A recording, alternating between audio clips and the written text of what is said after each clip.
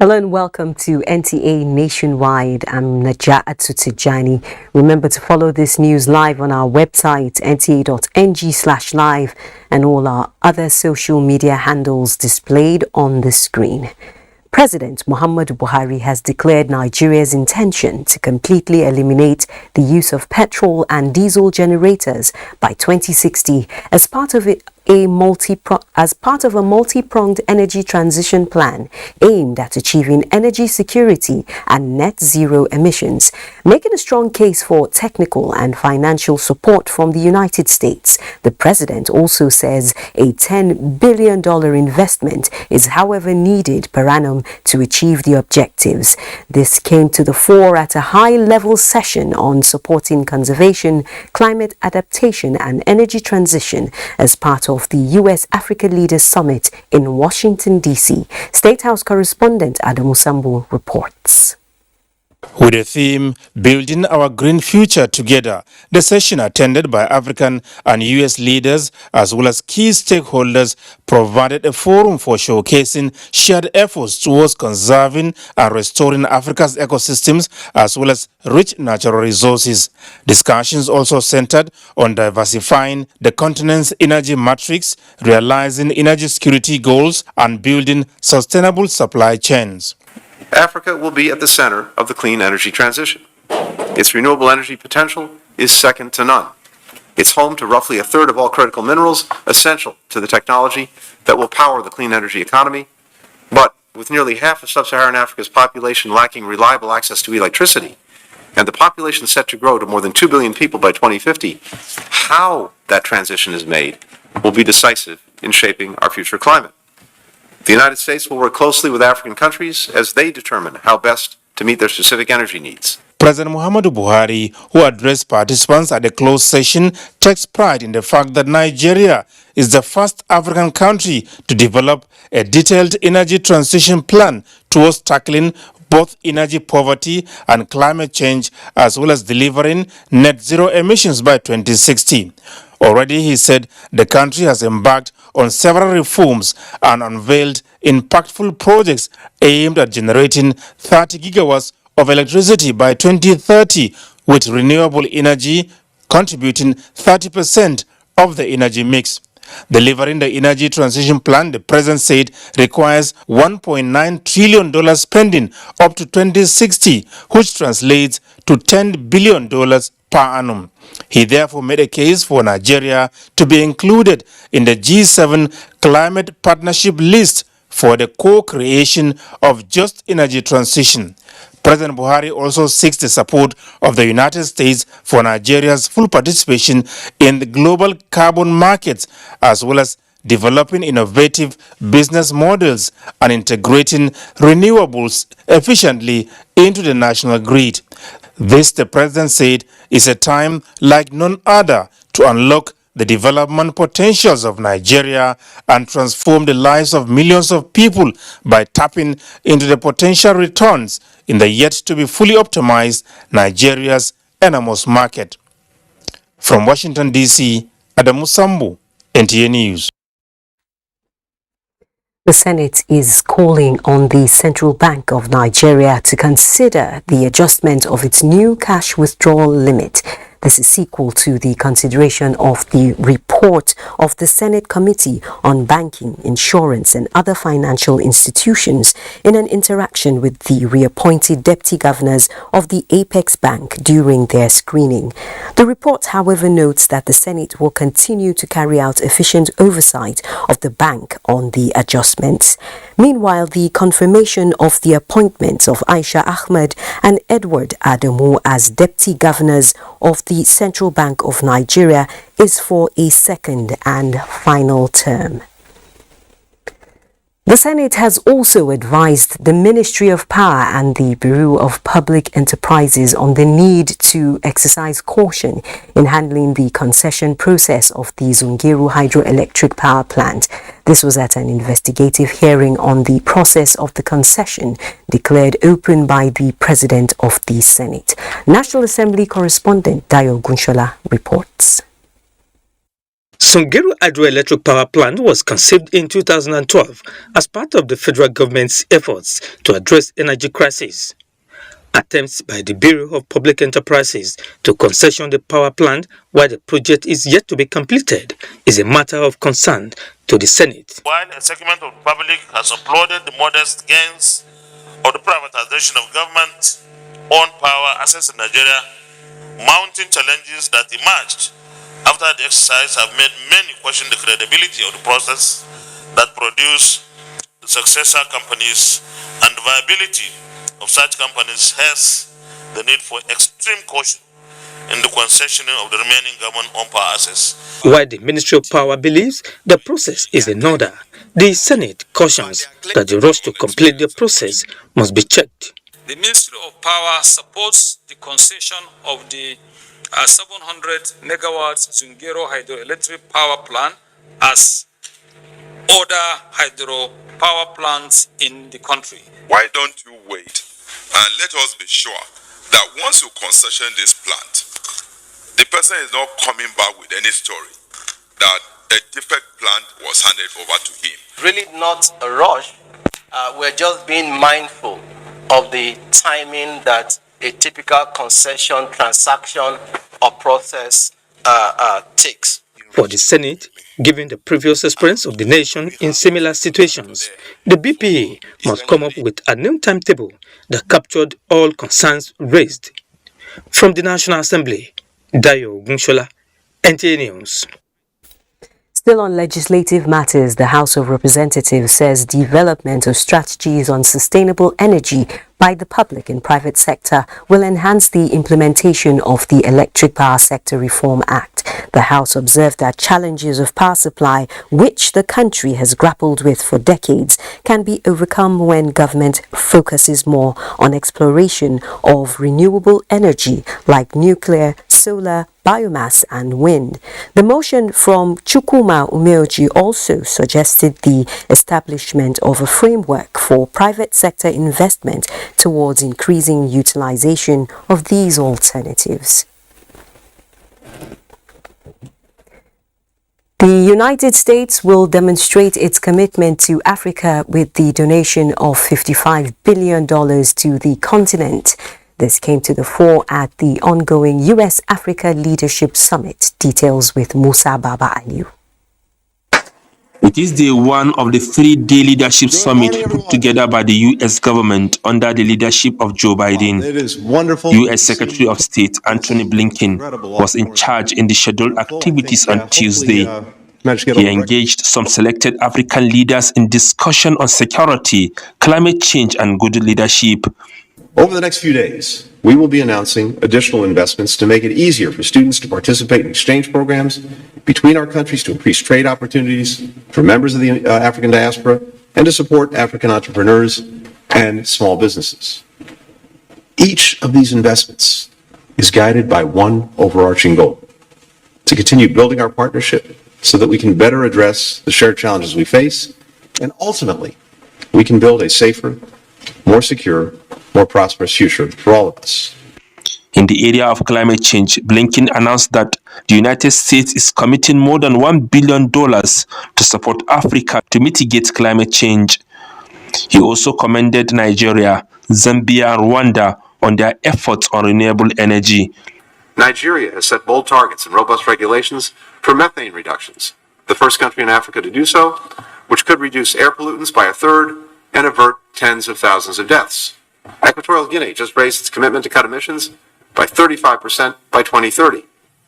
We're working to make sure they and we do this while doing more to help low-income countries avoid long-term fossil addiction, including through increased financing and ensuring that there is private investment that will benefit the people of Africa, especially the youth. President of Niger, Mohamed Bazoum, and that of Congo appealed for more support from the United States in agriculture and insecurity on the continent. This, they believe, will build on the United States' long-standing leadership and partnership in development, economic growth, health, and security in Africa. Musa Baba Aliyu, NTA News. Let's now join Michael in Lagos for more on Nationwide.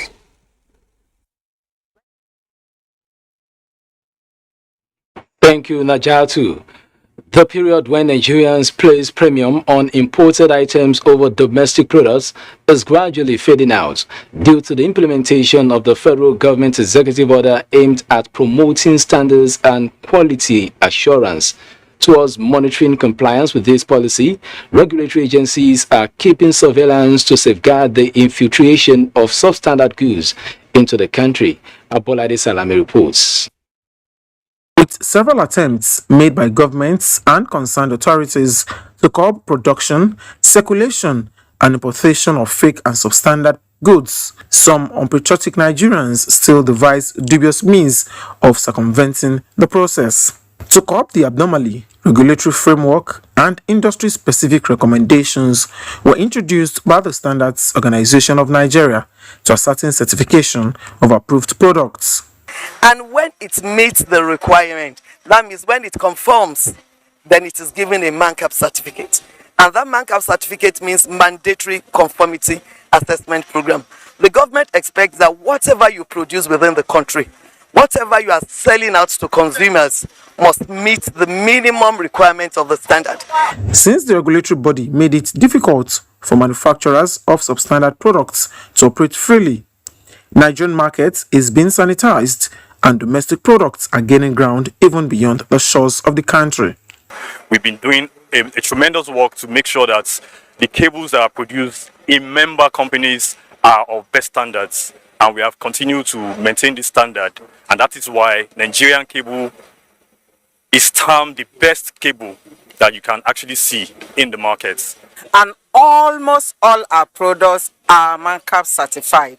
And so it helps us because we work with standard, and so we maintain the standard. And since quality is our promise to the nation, that is why we have good relationship with SON from inception. Key players say sustaining this momentum is key to economic prosperity, since standards is the life and blood of any country desirous of growth. In Lagos, Abolade Salami, NTA News. Although the queues are yet to totally disappear, but fuel situation in Lagos is showing greater promise with the number of filling stations dispensing increasing. Motorists, however, want monitoring measures to be heightened so as to guarantee availability as the festive holidays approach. I was early on the streets of Lagos to monitor the situation, and here's the reports. This is one of the convergence points for motorists and commuters willing to connect major places in Lagos. But for Modupe Ajayi, the next destination from here comes with overwhelming price. In a day now, I used to spend 1.5 on transport. So I have to trek down to where I'm going now. It's a bit far. The pressure on transport fare actually started here, as the jostle for petrol is still for the fittest. In fact, this crew was caught in the web as the manager of one of the petrol stations visited threatened to destroy the camera. In the last 1 month, Christopher Osai said he has spent more time at the filling station than at home, and today his chance of getting the commodity seems slim. It's too much. I can't sleep in my house again because I want to use fuel. In fact, there's enough fuel, but we can't see it. The cost is as much as 270 naira per liter. I'm begging the government to do what they can because the stress is really hitting on us. Kayode Anuluapo, a banker, believes government strategy on enforcing the sales of the commodity is working. Sincerely speaking, in the past for like some weeks now, the queue used to be off the way from down towards the bridge, but now the queue is not that much. So things is getting better now. They are selling it. This one, they call it queue, considering what was happening 3 weeks ago. As the festive holidays draw nearer, the fate of residents seems to be hanging in the balance on whether enforcement on government stance on prompt dispensing of fuel across petrol stations in the metropolis will ease the scarcity for the joy of the season to be shared with family and friends. In Lagos, do not forget to follow this news broadcast live on our website at nta.ng/live and on our other social media handles displayed on your screen for updates. Time for some messages, and when we return, Enugu is our next port of call where comfort is standing by. Please stay. A new edition of TV Guide is out, featuring an impeccable personality with purposeful leadership, Alhaji Mohammed Mitakobi, the Executive National President of Road Transport Employers Association of Nigeria. In 774 local governments, will be able to put all our structures in everywhere. I'll be able to bring the regions members together to reconcile them to come and work for the progress of the association.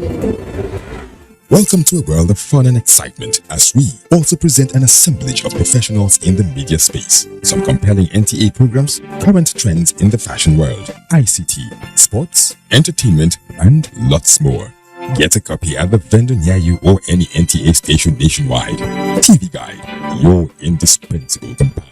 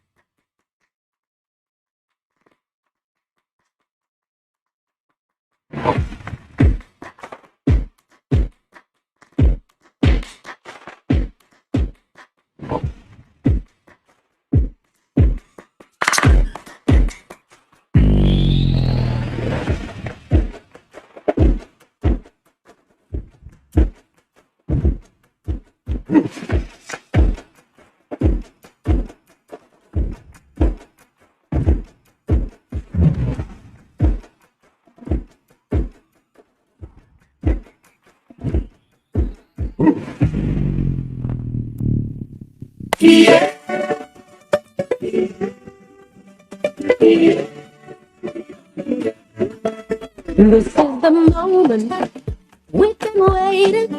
It's time to rise up, do it again. Africa, do your dance now. God, do your winning dance now. So we never lose it again.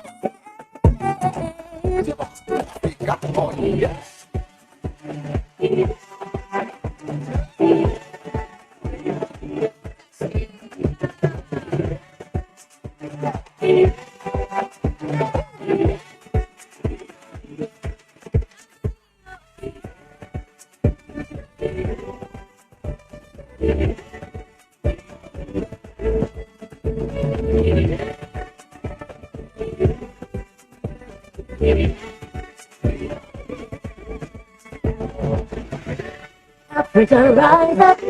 Yes, we gon' rise up. Africa, rise up. Africa, rise up. Yes, we gon' rise up. Africa, rise up.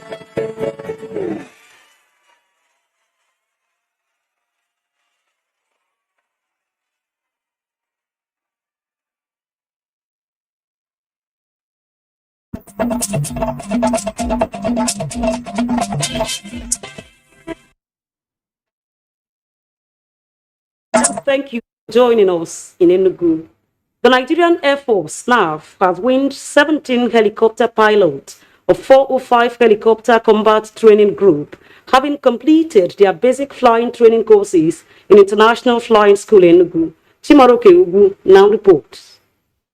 The 17 helicopter pilots were given 5 years in-house training and undertook the integrated professional helicopter courses designated to produce pilots with NCAA commercial pilot license with instrument ratings and night flying privileges. Each pilot during the training flew about 130 hours and cumulatively an average of 2,000 hours. They marked another milestone in the history of the Nigerian Air Force. We are completing another set of helicopter pilots training house after 5 years. The Chief of Air Staff, Air Marshal Oladayo Ameo, represented while winging the officers, noted that the ceremony was a testament to the commitment of NAV towards enhancing and sustaining critical air power capabilities as required for joint force in pursuit of the nation's national security. Dedicated on this consideration that the Nigerian Air Force spared nothing at developing its human resources, not just for sustainability, but with expected competency and proficiency. The winged officers promised to key into the efforts to place NAF at the dominant role in delivering their constitutional mandate of securing the nation. On behalf of the newly winged pilots, I wish to express our profound gratitude to the Chief of the Air Staff, Air Marshal Isiaka Oladayo Ameo, for the opportunity granted us to have undergone this training, the success which we now celebrate today. The Chief of Air Staff maintained that NAF is poised to train and retrain their officers for improved operational efficiency. In Enugu, Chimaroke Ugu, NTA News. In line with the National Population Commission to sensitize the people on the forthcoming census, the Federal Commissioner of the NPC in Enugu State, Ejike Eze, has led the commission on a roadshow in the state. Okechukwu Agubama has the details. The roadshow is part of the Commission's awareness drive to sensitize the masses on the need to be counted in the 2023 census. The national population, in collaboration with National Orientation Agency, moved around the metropolis to educate the people on the need for electronic registration for the conduct of the census exercise. The Federal Commissioner, Dr. Ejike Eze, said that it's the mandate of the Commission to inform the public on the development of the Commission. What we are doing today is that we are taking the advocacy and publicity to the streets of Enugu so that they can see what we are doing. The roadshow train took through Ogui Road, Obeteme Market, Stadium Axis, and Artisan. In Enugu, Okechukwu Agobama, NTA News. And that's the contribution from here is back to Najatu in Abuja for more reports on Nationwide. Thank you, Comfort. Meta, owners of Facebook, Instagram and WhatsApp, have announced steps to protect the integrity of Nigeria's forthcoming general elections. The Minister of Information and Culture, Lai Mohammed, disclosed this at the ongoing PMB scorecard series in Abuja. Anthony Forson reports. I said the increasing resort to fake news and disinformation by some political actors and a section of the media constitutes a present danger to the success of the election. Before now, the Information and Culture Minister has consistently warned about the dangers the 2023 elections face if fake news and disinformation are not checked, as the platform of choice has always remained the social media. So, at this edition of the PMB Scorecard 2015-2023 series, the minister announced what Meta has agreed to do. In this regard, I want to acknowledge the announcement by Meta, the owners of Facebook, Instagram, and WhatsApp, that it will take clearly outlined steps to protect the integrity of the forthcoming elections. Specifically, Meta detailed the actions it plans to take to combat disinformation and to make political advertising more transparent. To this end, Lai Mohammed dropped this advice for other platforms. Meta has demonstrated a great sense of responsibility, and we hope the company will live up to its promise. We also urge other platform owners like Google, owners of YouTube and others, ByteDance, owners of TikTok, Twitter and the Telegram group incorporated owners of Telegram Messenger to emulate Meta by taking positive steps to prevent the spread of fake news, disinformation, and hate speech. Paving the way for the Minister of Niger Delta Affairs, Umana, who began his presentation with the policy framework put in place by the President Muhammad Buhari-led administration's plan for the region.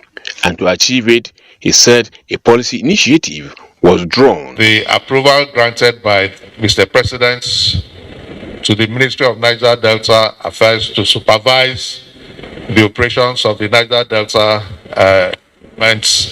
Commission, and also under that policy actions and initiatives to also mention the forensic audits which Mr. President approved.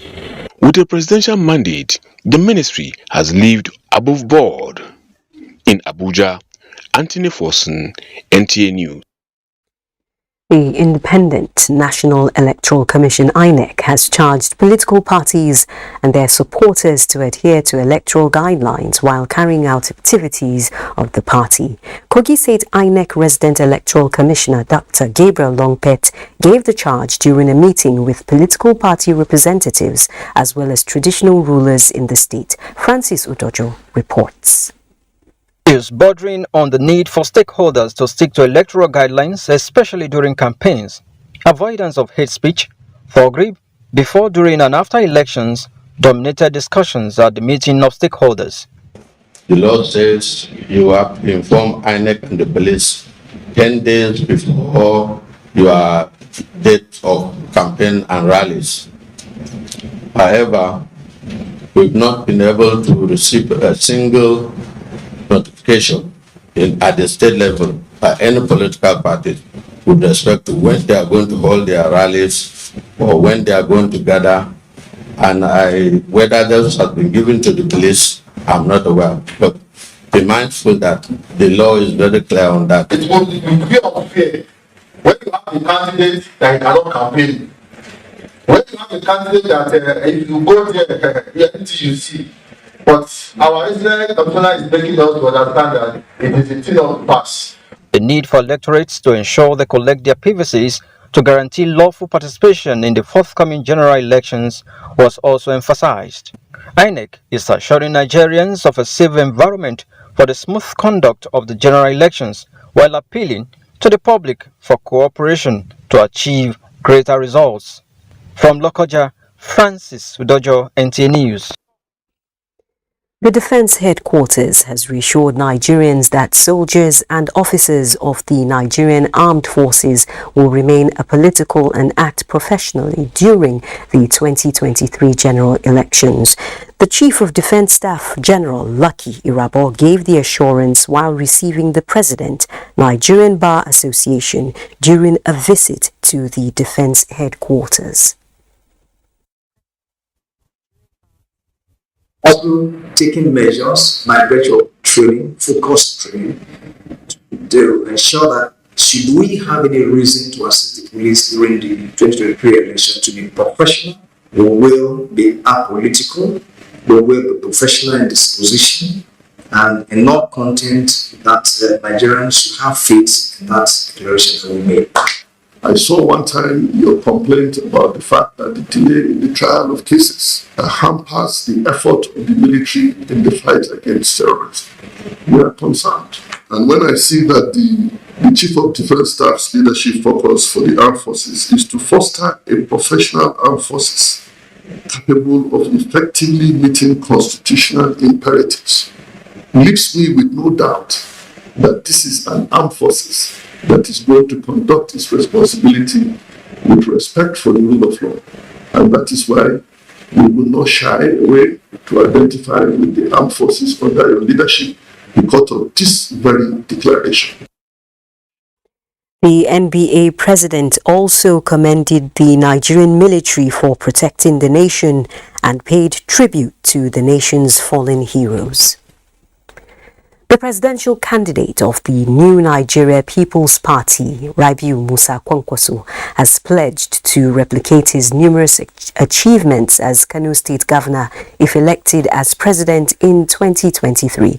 This was during his visit to Ekiti State as part of a campaign tour of the southwest part of the country to get votes ahead of the elections. Ulukemi Sani reports.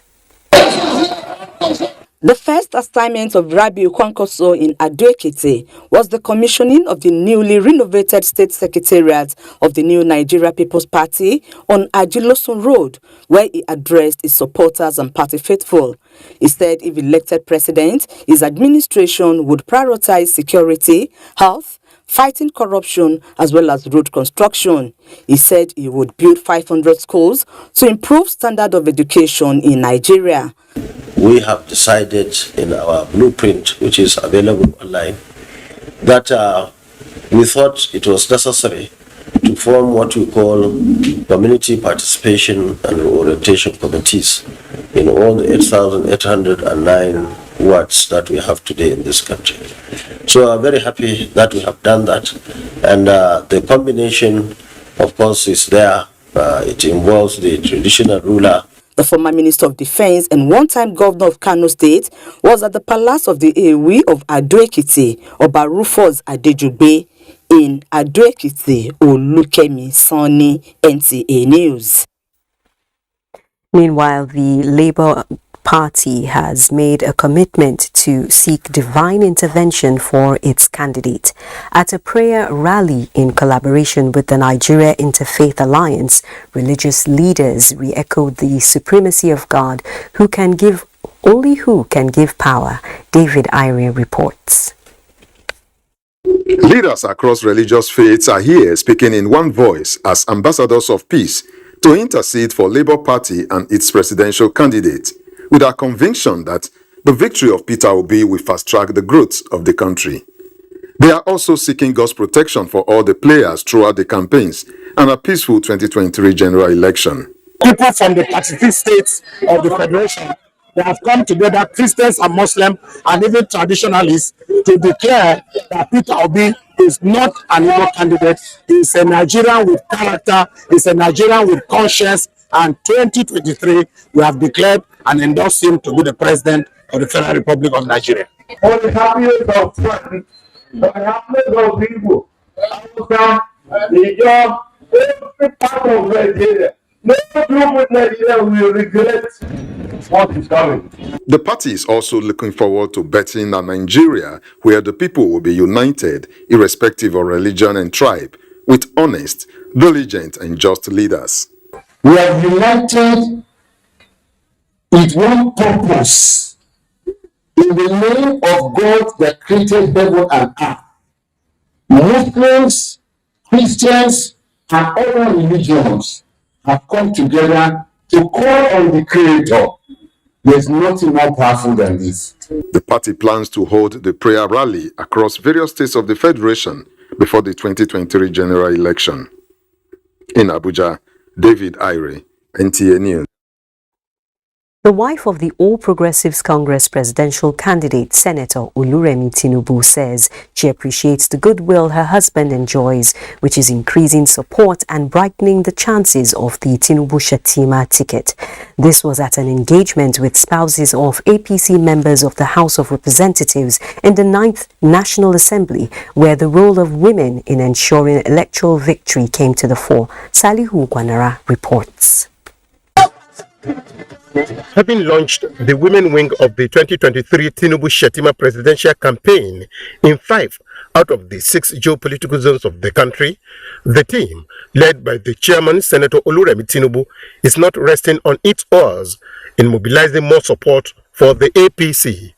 In view of the increasing political consciousness, particularly among the women folk, these spouses of APC members in the House of Representatives in the current 9th National Assembly have expressed willingness to actively participate to deliver the APC at the polls come February 2023.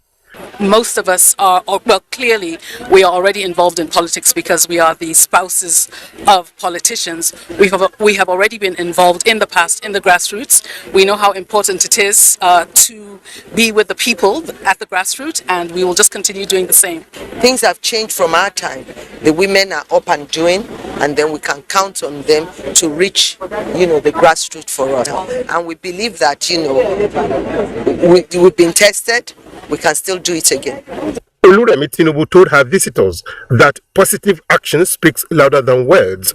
Now that the D-Day draws ever closer, she encouraged them to bring their wealth of experience and influence to bear in the party's aspirations with door-to-door campaigns. In Abuja, Stadio Gwanara, NTA News. We have more updates from Maiduguri, and Yagumsu is standing by.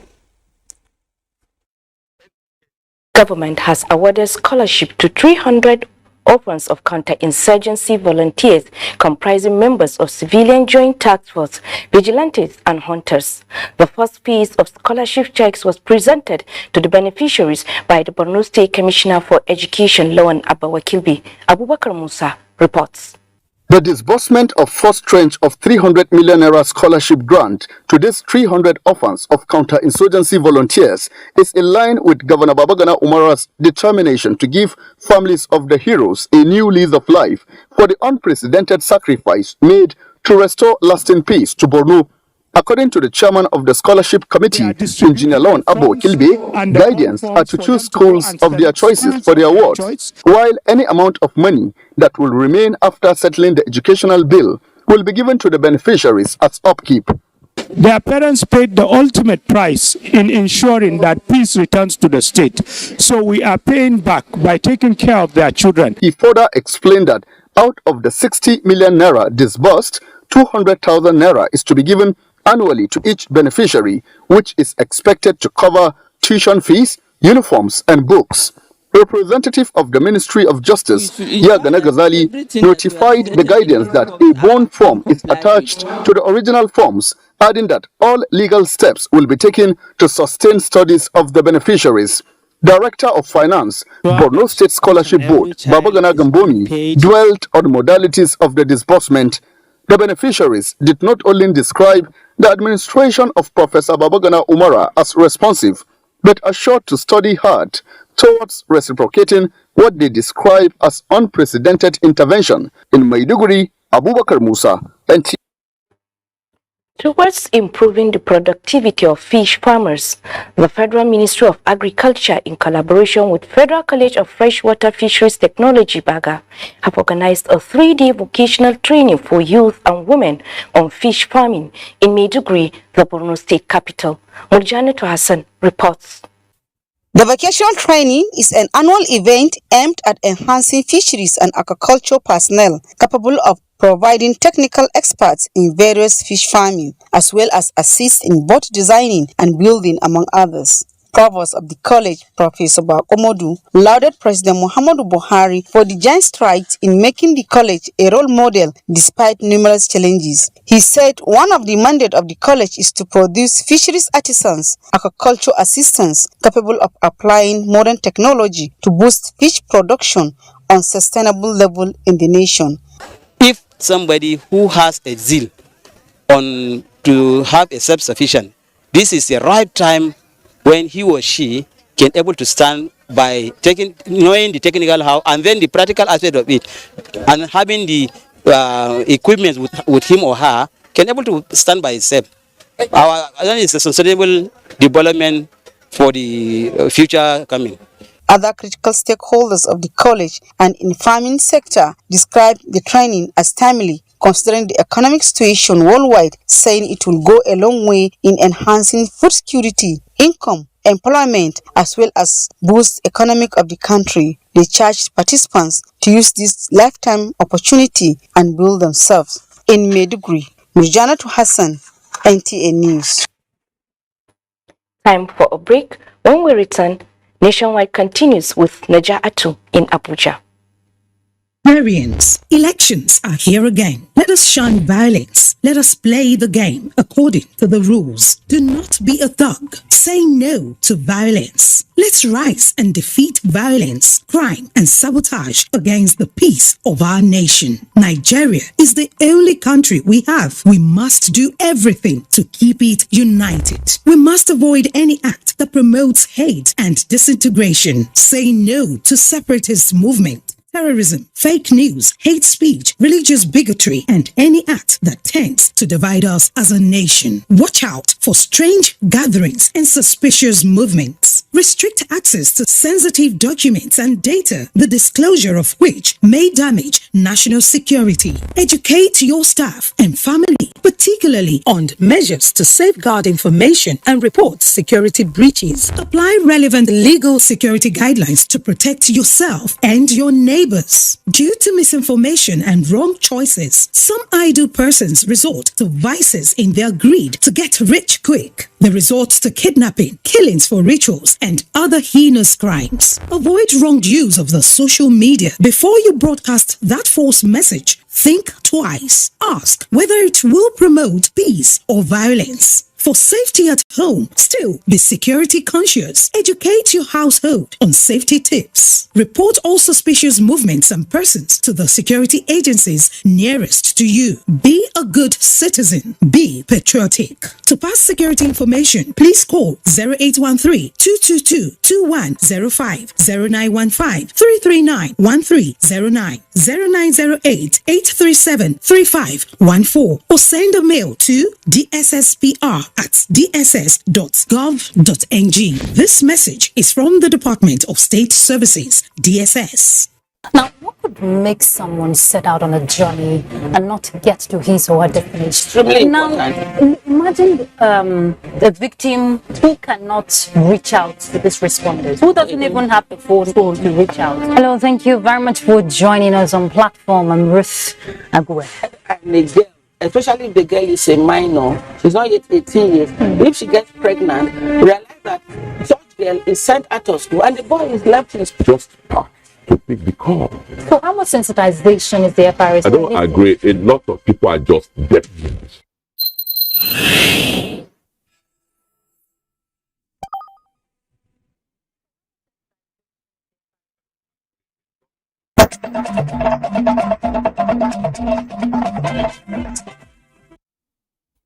Thanks for staying tuned. President Muhammadu Buhari says Nigerian youth remain the promise of a better future, and solving their problems remains his administration's top priority.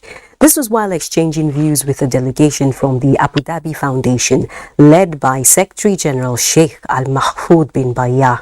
State House correspondent Adamu Sambo reports. The delegation from the Abu Dhabi Foundation had come to formally invite President Muhammadu Buhari to attend the conferment upon him his prestigious award in recognition of his outstanding achievements in promoting peace and security. The conferment is in line with the foundation's work in fighting religious extremism and promoting peaceful coexistence and dialogue amongst all religions, as explained by the Senior Special Assistant to the President on Media and Publicity, Garba Shehu. It's an important moment for the President, coming at a time when two things are happening simultaneously. One is that there is a downward trend in terrorism, in banditry, in kidnapping, farmer-herder clashes. In our country, things are coming down. And also generally, there is increasing activity by the government of Nigeria to stabilize the entire West African region. And there is a recognition of the fact that, the world is watching, they're seeing what he's doing, and they're coming to say, thank you to Nigeria. President Buhari said the commitment of the foundation in promoting multi-faith dialogue is as important to the world as it is to Nigeria. He spoke about the need to raise generations of youth devoid of religious extremism and bigotry, urging the group people who are the promise of the future. President is emphatic that all of these things that are going on, the efforts to stabilize the country and also create peace in neighboring countries. It is for the future of our young people who must be given a future that is free of intolerance, one rich in accommodation, full of brotherliness. President Buhari's engagements in Washington, D.C. continue. Adamu Sambo, NTA News. Yobe State's investment in the health sector is yielding the desired results as indicated by a survey which shows significant improvement in maternal and child health indices in the state. Yunusa Suleiman has the details. Is in fulfillment of Governor Memala Bunu's pledge during his inaugural speech in 2019 of either upgrading, rehabilitating, or constructing at least one functional primary health care center in each of the 178 political wards in the state.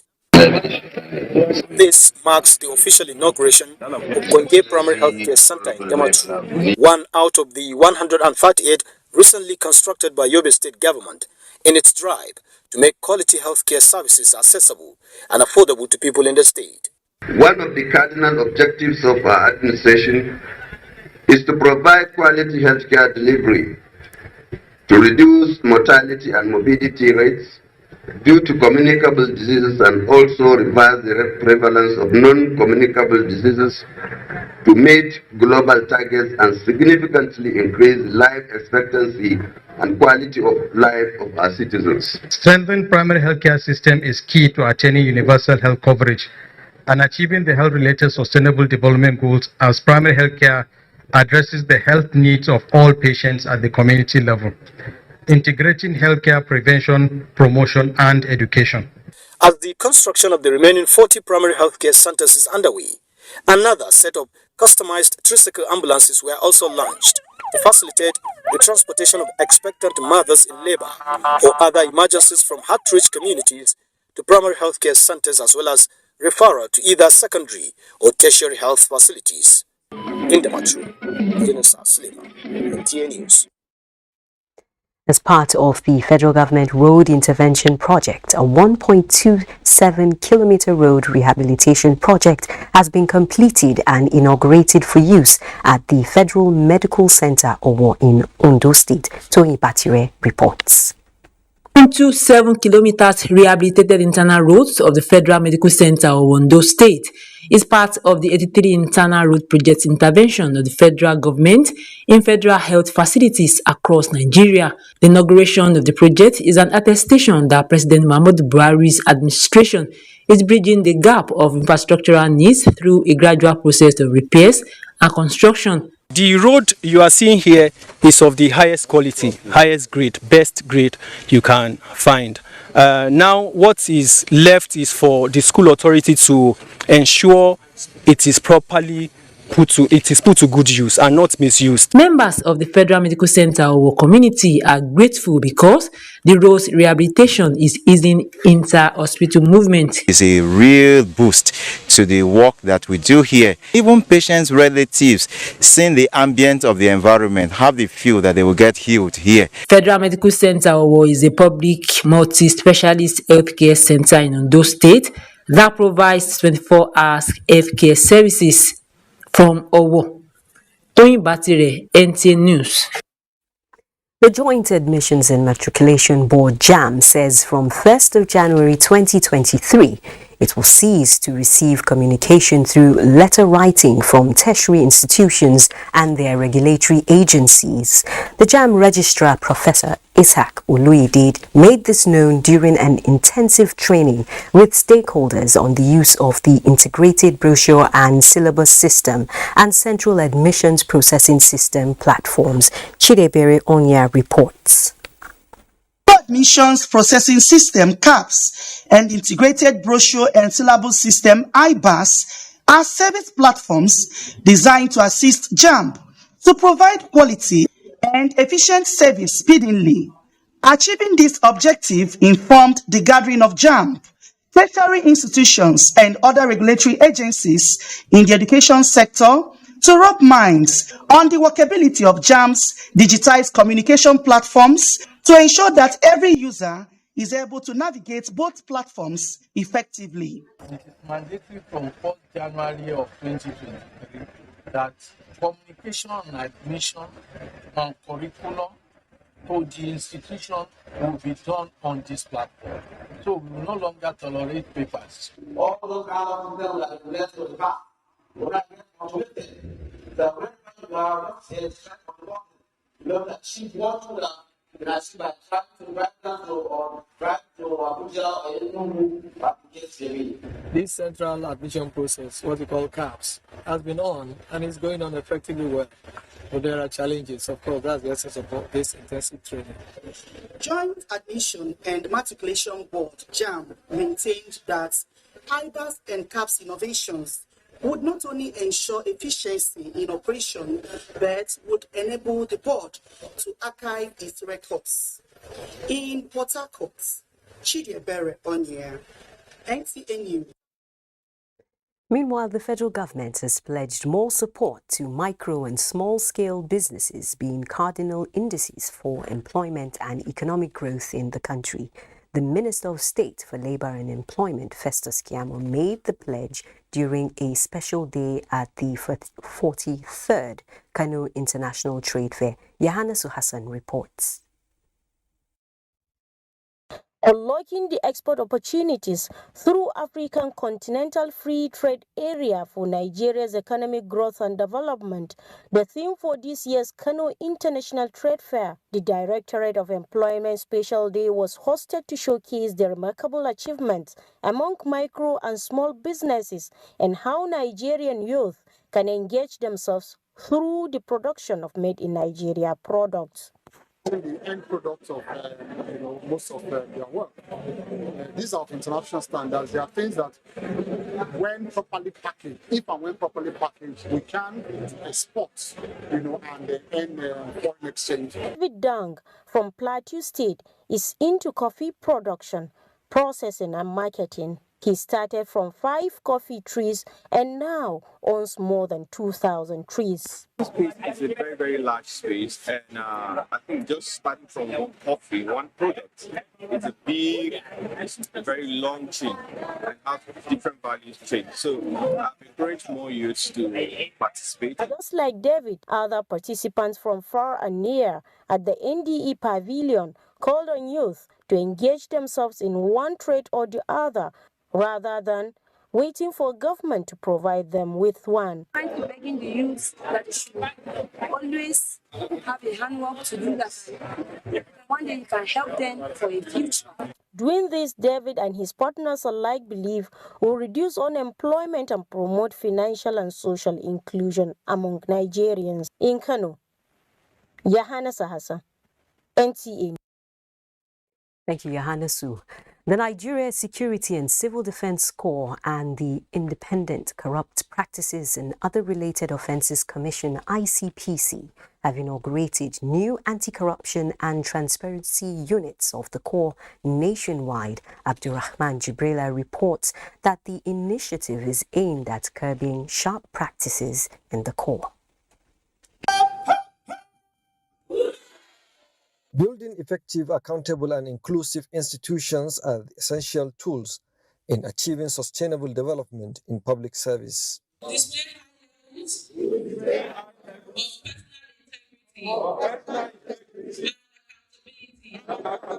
These are the 55 new inductees taking oath with promise to ensure a corrupt-free organization. Actions speak louder than voice. The Commandant General is giving his commitment to provide support in achieving the set goals. The country is preparing for elections, and these active personnel, now that we have been inducted, it will help you to enshrine integrity in the conduct of personnel in the election period. They would enlighten both NSCD personnel and civilians about the need for integrity as well as anti-corruption stance of the Corps for elections. Activities to the management of organizations, building strong institutions, and better works through stages such as periodic declaration of on and against corruption. Upholding ethics and maintaining the standard of operations, the CG said is the challenge before the unit heads to record another success in the ICPC integrity assessment. Abraham Jibrila, NTA News. The Niger Kogi Command of the Nigeria Customs Service has displayed its seizures in the month of November 2022 with duty paid valued of more than 165 million naira. Fatima Usman reports. It has become the tradition of the Niger Kogi Command of the Nigerian Customs Service to showcase its monthly seizures from smugglers of contrabands and invaders of tax duties. For the month of November 2022, the command opened its warehouse to reveal 229 cartons of pharmaceutical drugs, 4 bales of footwear, 657 cartons of canned fish, and 305 cartons of bar soap. Also on display were 15 vehicles with 3 bearing Federal Inland Revenue Service number plates to evade tax. Whether the person just use that number plate to disguise, or this I cannot say FR because FR they are equally collecting tax like us. So I don't think they can evade duty. Investigation will surely reveal that. The command has been able to achieve all these successes thanks to improved capacity and logistics received from the Controller General of Customs, Colonel Hamid Ibrahim Ali retired. We also have a robust interagency collaboration and intelligence sharing among sister agencies, as well as getting information from patriotic Nigerians. Command thereafter disclosed 22,670,706 naira as revenue generated in the month under review from demand notice. In Mina, I am Fatima Usman, NTA News. And that report concludes the news on Nationwide. Thanks for watching. Remember to keep supporting NTA's campaign against rape and rapists.